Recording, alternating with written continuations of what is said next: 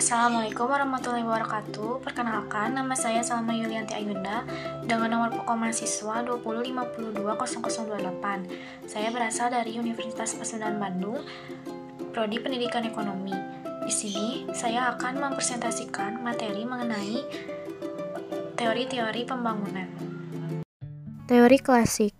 Teori ini dimulai pada abad ke-18 dan awal abad ke-19, yaitu ketika masa revolusi industri yang terjadi di Inggris.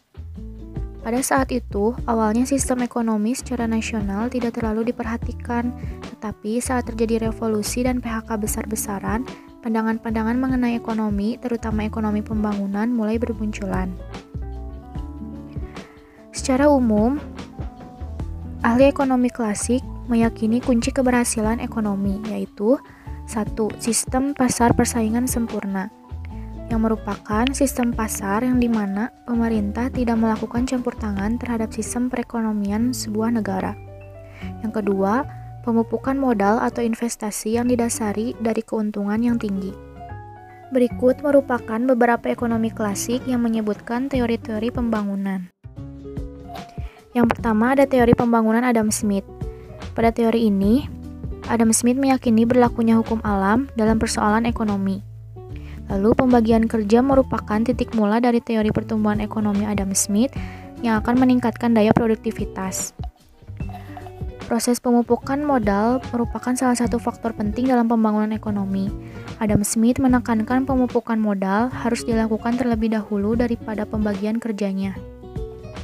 Setelah itu, menurut Adam Smith, para petani, produsen, dan pengusaha merupakan agen kemajuan dan pertumbuhan ekonomi. Teori Adam Smith memiliki kelemahan. Yang pertama, mengabaikan masyarakat secara luas. Adam Smith kurang melihat secara luas pembagian masyarakat. Pada saat itu, sistem ekonomi baru melihat dari sebuah negara, bukan dari berbagai negara. Yang kedua, alasan yang tidak adil bagi kegiatan menabung. Yang ketiga, asumsi yang tidak realistis tentang persaingan sempurna. Yang keempat, mengabaikan pengusaha atau wira swasta. Yang kelima, asumsi yang tidak realistis tentang keadaan stasioner. Setelah teori Adam Smith, yang kedua ada teori Ricardian.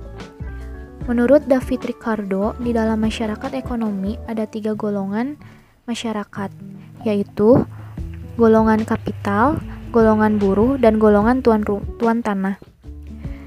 David Ricardo terkenal dengan teori tanahnya.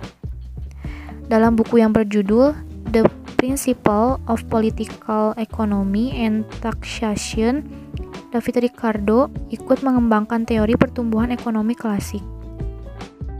Ciri-ciri teori pembangunan ekonomi Ricardo. Yang pertama, tanah terbatas jumlahnya. David Ricardo menganggap tanah itu terbatas jumlahnya sehingga pada suatu saat nanti akan terjadi keadaan di mana pendapatan sudah mencapai titik maksimal dan akhirnya terus menurun karena sumber daya tanah tidak sebanding dengan sumber daya manusianya. Kedua, tenaga kerja yang meningkat atau menurun sesuai dengan tingkat upah alamiah.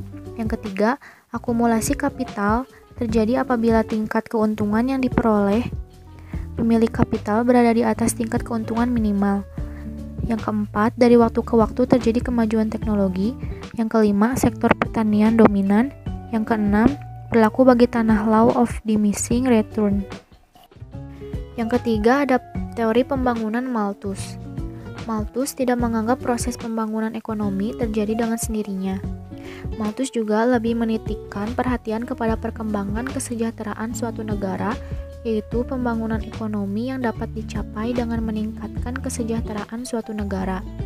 Kesejahteraan itu tergantung pada kuantitas produk yang dihasilkan oleh tenaga kerjanya dan sebagian lagi dihasilkan oleh nilai produk itu sendiri.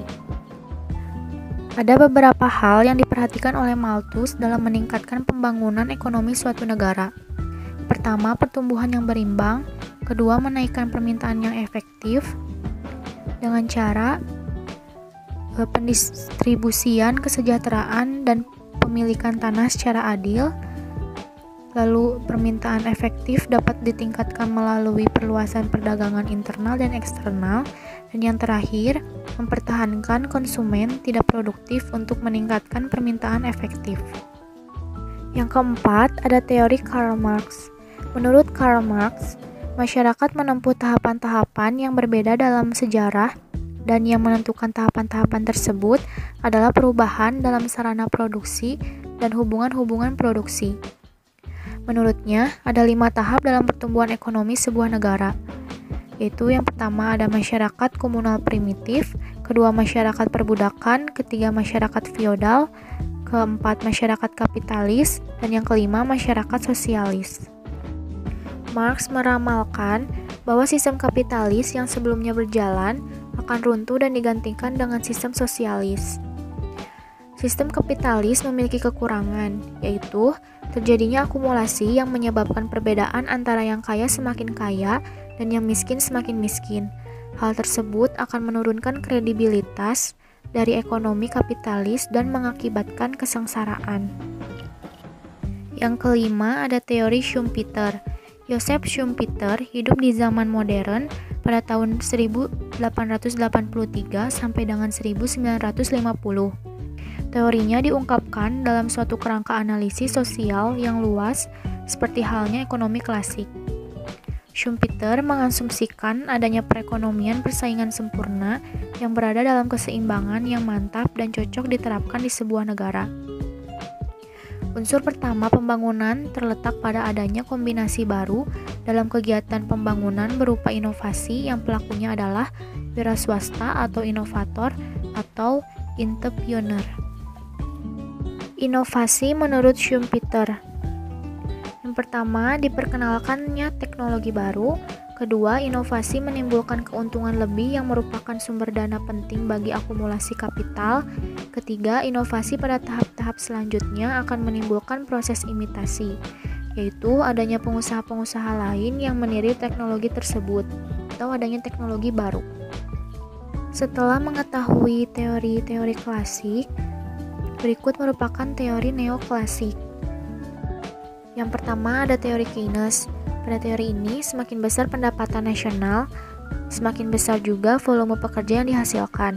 Demikian sebaliknya. Lalu, volume pekerja tergantung pada permintaan efektif.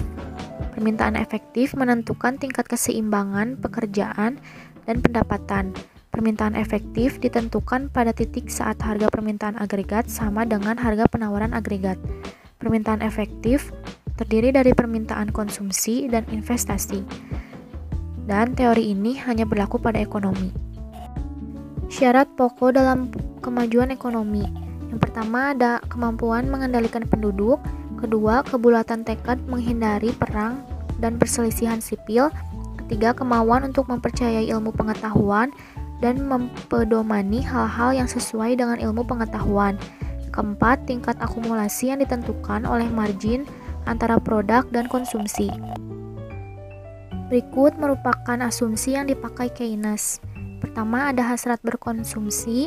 Kedua, tingkat bunga yang berkaitan dengan hasrat likuiditas. Dan yang terakhir, efisiensi marginal atau biaya dari investasi modal. Kedua, ada teori Harrod-Domart. Besarnya tabungan masyarakat proporsional dengan besarnya pendapatan nasional mempunyai beberapa asumsi, yakni perekonomian dalam keadaan pengerjaan penuh atau full employment dan faktor-faktor produksi yang ada juga dimanfaatkan secara penuh. Perekonomian terdiri dari dua sektor, yaitu sektor rumah tangga dan sektor perusahaan. Lalu besarnya tabungan masyarakat proporsional dengan besarnya pendapatan nasional. Yang terakhir ada kecenderungan menabung besarnya tetap. Berikut merupakan pertumbuhan ekonomi Rostov yang terbagi menjadi 5 era pertumbuhan ekonomi. Yang pertama, masyarakat tradisional. Kedua, prasyarat tinggal landas. Ketiga, tinggal landas. Keempat, dorongan menuju kedewasaan. Yang kelima, era konsumsi massa dan besar-besaran. Sekian dari saya, mohon maaf bila ada salah kata atau ada penyampaian yang kurang dimengerti. Wassalamualaikum warahmatullahi wabarakatuh.